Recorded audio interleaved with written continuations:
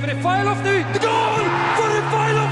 De goal voor Refailov met de linker. Ja. The national stadium there, half full of obviously the Bruges fans and us celebrating with them all. And I remember rolling around with Izquierdo as well, celebrating and yelling out to the fans. And good memories. En het is toch nog Club Brugge.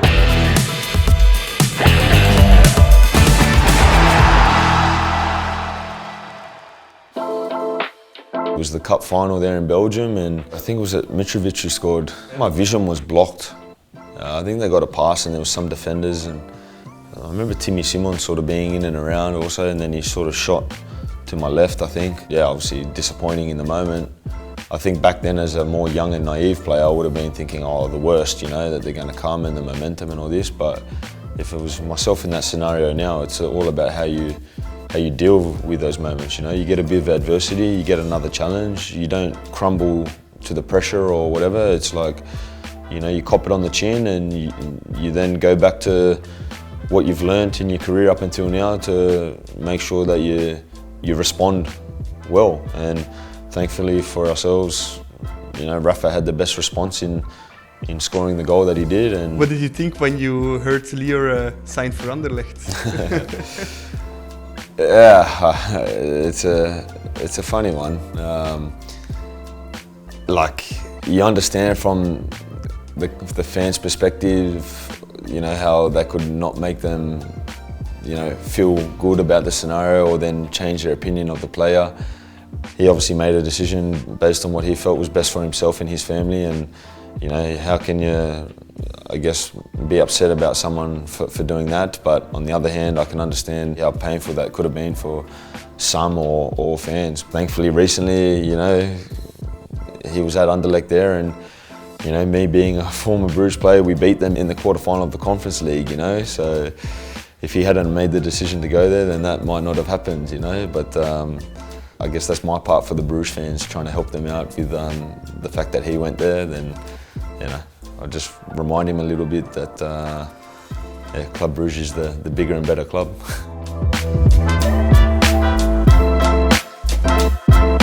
It was a massive week. We had that big triumph against Besiktas. I don't know if it was 70 or 80,000 fans, and I think there was maybe 500 Bruges fans or something like that. And at the end of the game, because we won, it was all of them were quiet, and it was our 500 fans that were singing, you know, when we were there celebrating with them and stuff. And it was also the moment where my mum, she was meant to be arriving, I think, after the cup final. And without me knowing, I think Vincent and the club, they organised to fly my mum across early and surprise me. When we flew back from Turkey, we went straight into a sort of camp in Brussels somewhere. And the team allowed sort of family members to come into the hotel and stuff. And when I arrived, I remember Davey Rigaud, who still works at the club now, he told me that I had to do an interview or something like that. Anyway, you know, I left my room and went and met him, and we're walking into a room, and there was a bit of a room set up like this with cameras and lights, and my mum was sort of sitting in one of these sort of big chairs that had like a big seat behind it, so I couldn't actually see that there was someone sitting there.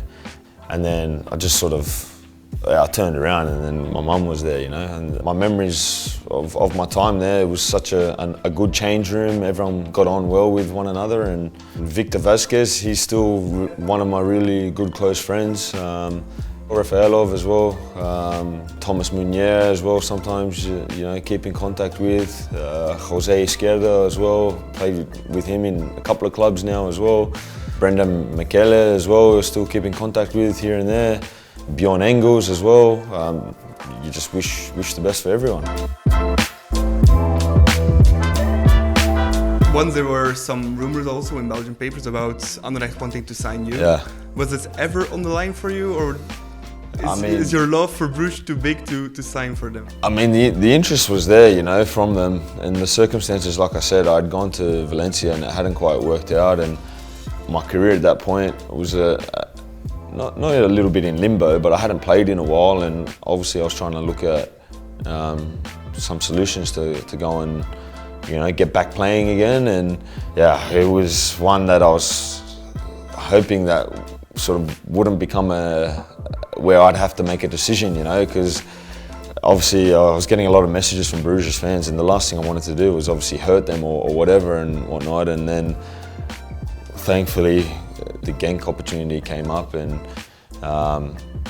to my understanding the relationship between Genk and Bruges isn't as fierce as between Anderlecht and Bruges, and that's why I sort of understand Rafa's scenario a little bit. If circumstances, I was in a little bit of a scenario where I had to start thinking about it, because at the end of the day you want to continue playing football as well, and take your opportunity. But yeah, at the end of the day it wasn't something that I was really wanting to do because of obviously my passion and my love for Club Bruges. So I'm thankful that it didn't pan out that way.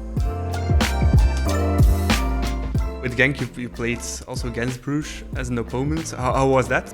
It was a bit strange.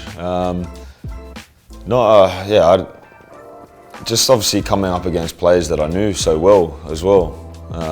He's scared her. I'm pretty sure he scored that game as well. And we had a lot of jokes between us before about him trying to score and me not letting him and all this. And yeah, obviously he scored that day.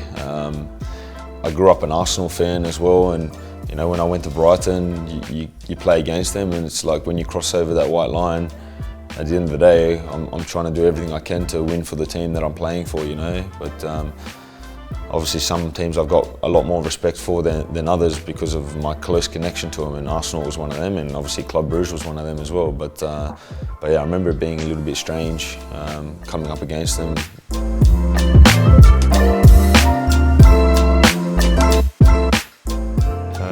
Hey Bruges fans,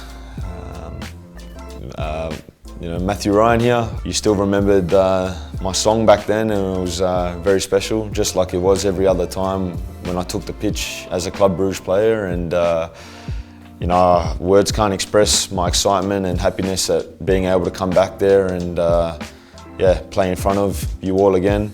You guys have a special place in my heart, and I wish you guys all the best for this upcoming season.